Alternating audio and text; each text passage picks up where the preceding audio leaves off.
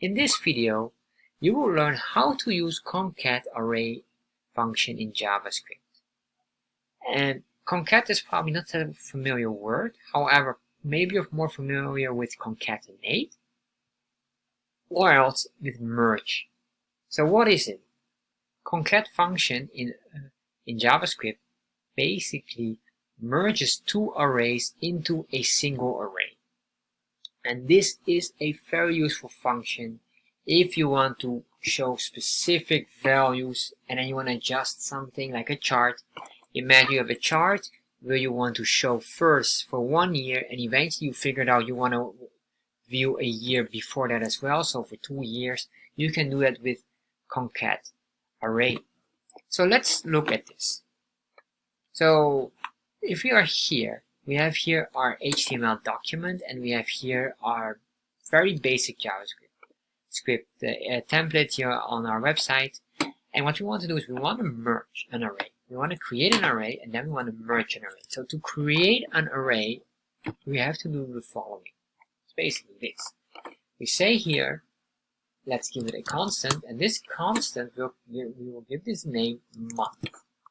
And imagine in our case, we're going to view now only for the 6th month, and we have another value, or later on we have two arrays, one for the first 6 months and the other for the last 6 months. So we're going to create here months first, and this month array contains January, and this is a string array, so we put in here single quotation, Feb, comma, oh, sorry, I have to put in a comma here, March, comma, April, comma, May, comma, June. Alright, so once we have this, we also have another array. We can basically copy this, and we will call this the second half or second array. And here we have July, August, we have here September, October, November, and December.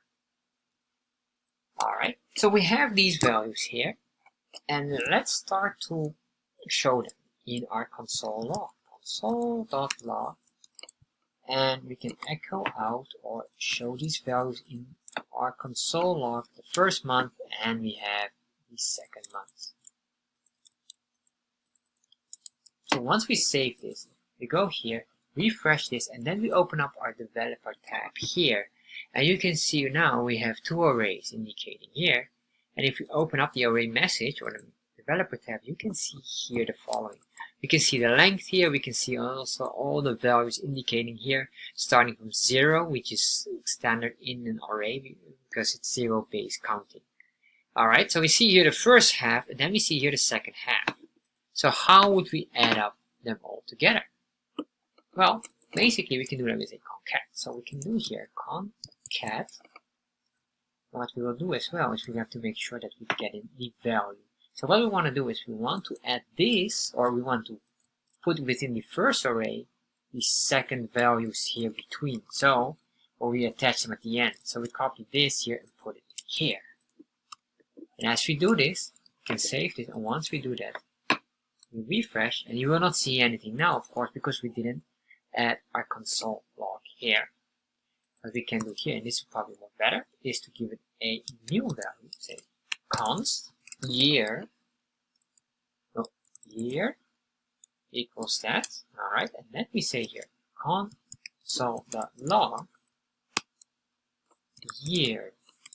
Let's save this, refresh, and as you can see, now we have created a new array, and our array has now been connected with 12 values.